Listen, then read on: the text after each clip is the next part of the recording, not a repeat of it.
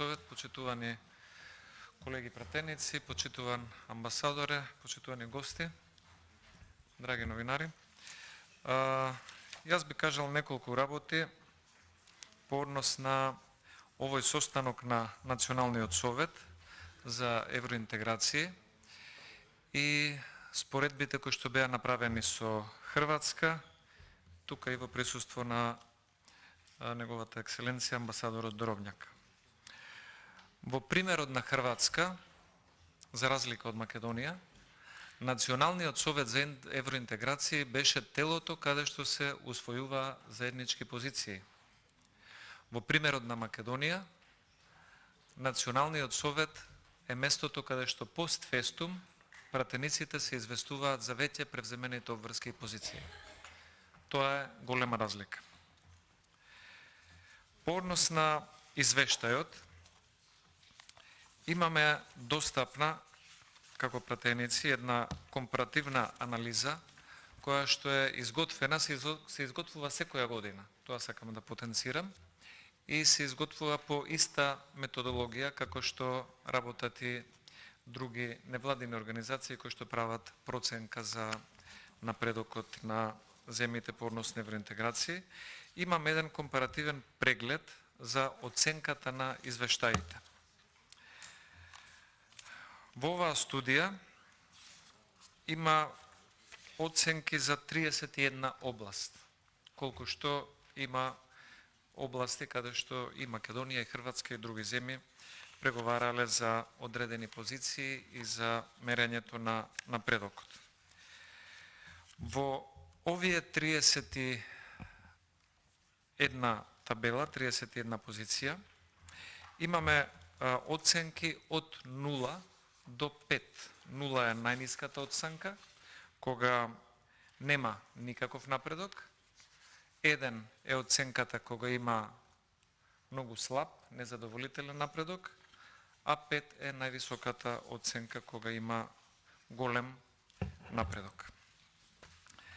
Во 31 позиција, Македонија има во 5 позиции 0 оценка, значи нема никаков напредок, и во 10 позиции има оценка 1, има недоволен, незадоволителен напредок. Значи, од 31 област, во извештајот од 2022 Македонија, во 15 позиции, Македонија има или 0, или единица по однос на напредокот. Во речиси 50% од областите, каде што Македонија е оценувана, Македонија или нема напредок, или има незадоволителен напредок. Ако одиме по сумирање на квантитативните оценки и споредба со претходните години, ќе одам на последните 4 години, 2019, 2020, 2021 и 2022 година. Македонија во 2019 година имала просечна оценка од 1,9 во извештајот, 2020 година имала просечна оценка 2, 2021 година имала просечна оценка 1,5 и 2022 година просечната оценка е 1,6. Ова е многу мал и незадоволителен напредок во многу области. За да не биде само декларативно и како само пофалба, искористено добронамерното присуство на амбасадорот Дробњак, како човек кој што е искусен во дипломатијата и во евроинтеграциите, јас уште еднаш ќе посочам на една голема разлика помеѓу Хрватска и Македонија. Во Хрватска имавме избран национален преговарач за евроинтеграција со широк консензус. Таков беше амбасадорот Дробњак, затоа што беше прифатен од сите политички партии, и од власта, и од опозицијата. Бидејќи процесот трае подолго од мандатот на една или друга влада. Во Македонија немаме национален преговарач кој што е прифатен со широк консензус, туку имаме национален преговарач кој што е партиски, не само определен, туку партиски фронтмен на неговата политичка опција. И ако забележавте денес овде, вице-премиерот Маричич на неколку наврати го користи слоганот силно и одлучно за извештајот и за чекорите кои што ги превзема владата. Силно и одлучно е слоганот на СДСМ во последниве 3 месеци. Посетете фан страната на СДСМ, ќе видите кој е слоганот на Социјалдемократскиот сојуз. Значи, ние гледаме дека процесот на евроинтеграција тука се апелира да не се партизира, а е партизиран од првиот носител на овој процес. Се користат видни личности и пријатели на Македонија како фасада за тој процес да не изгледа толку партизиран, но се гледа дека тој процес е партизиран. Пред неколку денови ние имавме, ќе ми дозволите само да се подсетам, ние имавме средба на вице-премиерот Маричич со тим од Европската комисија по однос на реформите во царинската управа и што значат стандардите во Европската царинска унија. И сега тоа соопштенијата звучат прекрасно. Ако ги читате соопштенијата, мислите дека македонската царина е како царината во Шведска и дека функционира безпрекорно. Но само ќе ве подсетам, не знам дали знаат пријателите од Европската унија, во царина пред кратко време вработена е господјата Милкие Халими, градоначалник на СДСМ од општина Рачиново, општината во која што Милкие Халими не наплатила повеќе од 900 денари данок на имот. И сега истата, како кадар на СДСМ, ќе биде инспектор во македонската царина и ќе усогласува царинската управа и стандардите со Европската унија. Тоа е хипокризија. Мислам дека е далеку од европските стандарди.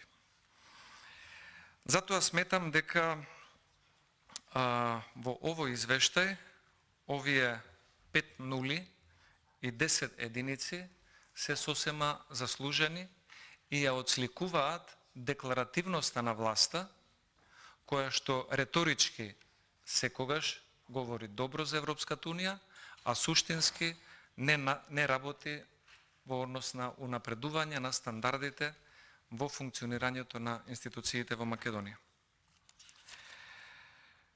Ова е прв извештај, за жал, во кој што собранието на Република Македонија е оценето со пониски оценки од претходните извештаи. Секогаш до сега собранието, без разлика на политичките состојби во државата, собранието имало во споредба со другите институции повисоки оценки за своето функционирање. Ово е прв извештај во кој што собранието назадува со пониска оценка од другите институции и е забележана злоупотребата на европското знаменце за предлог закони кои што немаат никаква врска со европската регулатива, туку имаат врска со интересите на одредени политички или бизнис групи. Само да му предочиме на амбасадорот Дробњак, тука го имаме законот за адвокатура е ставен со европско знаменце да се разгледува во оваа комисија. Секоја држава има различна адвокатура. Дали во Хрватска, дали во Шведска, дали во Германија или во Франција, тоа не е унифицирано во ЕУ. Но овде се ставаат такви закони за да поминат на брза трака, бидејќи има некој интерес да се случат одредени промени под фасадата на европското знаменце, или уште подрастичен пример, за среќа по притисок на опозицијата беше повлечен, беше ставен законот за легализација на трговија на мало и големо со марихуана, со европско знаменце.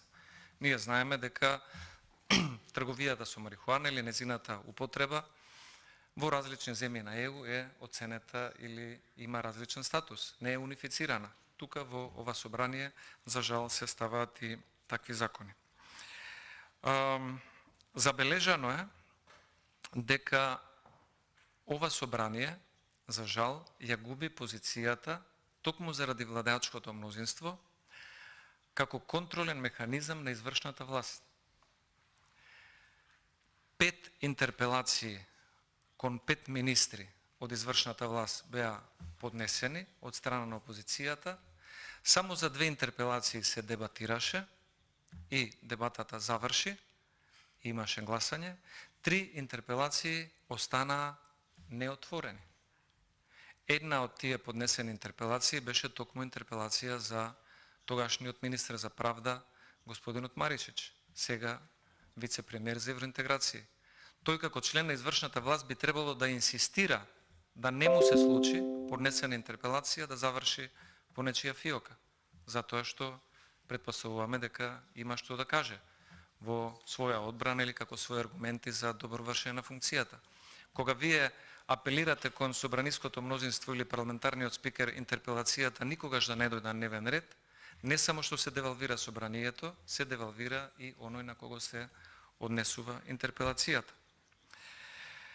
Затоа сметам дека ваквото однесување во собранието и ваквото повикување на опозицијата ајде од денес да работиме заедно е хипокризија, бидејќи до вчера никој не работел заедно. Сега овие пароли се денес заради присуството на повеќе дипломати, а од утре ќе продолжи истата навика на селективно толкување на деловникот на собранието. Кон деловникот на собранието се однесуваат како кон производ во самопослуга. Ти се допаѓа некој член, го одбираш, го применуваш. Не ти се допаѓа некој член од деловникот, го толкуваш поинаку, не го применуваш. И затоа сметам дека, бидејќи процесот на евроинтеграција и процесот на преговори секаде, а особено во последниот период, траел и ќе трае за Македонија и за регионот многу подолго од мандатот на една власт, првиот преговарач треба да биде избран со консензус. И ако за преговарач беше предложен некој, како Малинка Ристова или господинот Тилев, тука присутен, опозицијата со задоволство ќе го поддржаше, бидејќи станува збор за луѓе кои што 30 години работат на оваа проблематика и можат да работат и во следните 10, со полн кредибилитет, без да ја политизираат оваа дебата силно и одлучно, во наводници. Туку да кажат нешто конкретно за подобрувањето на стандардите и она што ќе биде кажано да биде примено со кредибилитет, да биде примено со доверба, бидејќи во процесот на евроинтеграција во Македонија недостига довербата. Прво помеѓу политичките чинители, а потоа и тоа се пренесува и на самите институции. Затоа сметам дека овој извештај треба многу добро да се согледа, многу треба да се сработи. Не се доволни само декларативни добри изјави за медиумите, за јавноста, за дипломатите и пријателите од ЕУ. Потребно е европско однесување внатре во институциите. Не може Милке Халими да не внесе во европската царина со подобри стандарди само затоа што била бивш градоначалник на СДСМ. Сметам дека треба да се земаат сериозно употребите или злоупотребите на човечките ресурси, за да може да исполниме подобри стандарди. Македонија нема премногу човечки ресурси, не е преголема држава и затоа нам ни требаат најдобрите на најдобрите позиции, ако сакаме да постигнеме реален напредок. Ако сакаме денес денот да го поминеме за медиумски наслови за утре, во ред тогаш можеме да го постигнеме тоа и на овој начин. И само да ги напоменам, бидејќи за да бидам конкретен, оние 15 области каде што сме оценети со 0 или со единица како поглавја. Тоа е слободно движење на стоки, оценка 0. Слобода на движење на работници, оценка 0. Право на основање и слобода на обезбедување на услуги, оценка 1. Јавни набавки, оценка 1. Право на интелектуална сопственост, оценка 0. Политика на конкуренција, тоа е, да преведам и, тоа е антимонополската политика во државата, да има повеќе конкуренција во самата држава и на самиот пазар, оценка 0. Информатичко општество и медиуми, оценка 1. А како и би имале повисока оценка кога во Министерството за политички систем и 10 вработени од службениците кај Министерот за политички систем паралелно работат на 4 медиумски провладини портали и истите ги одржуваат и ги полнат со провладини вести. Платени се со пари од граѓаните, работат во Министерството за политички систем и водат 4 медиумски портали по нарачка со добри провладени вести за владата или со критични вести против опозицијата. Ова се вработени службеници во Министерството за политички систем. Проверете по IP адреси на одредени портали од каде доаѓаат и се полнат тие медиуми, сами ќе видите каде се сместени во наводници новинарите.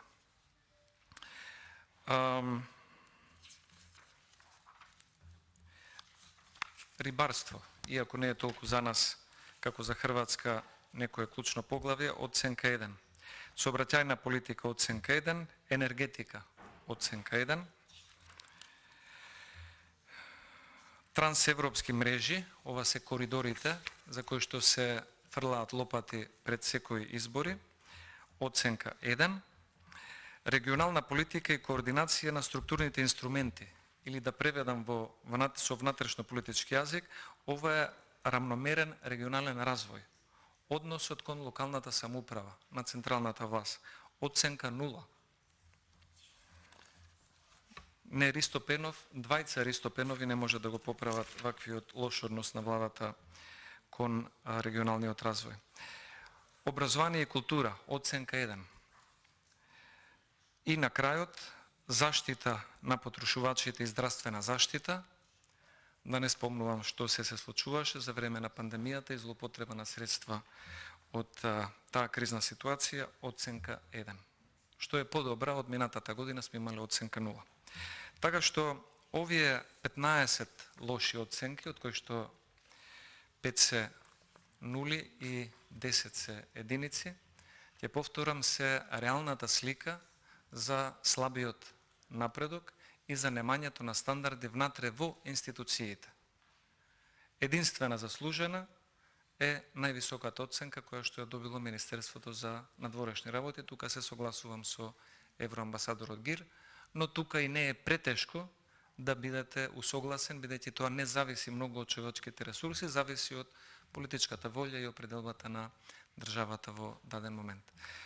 Благодарам уште еднаш и би кажал, ваквиот извештај не е за радување, треба многу работа за да се подобри.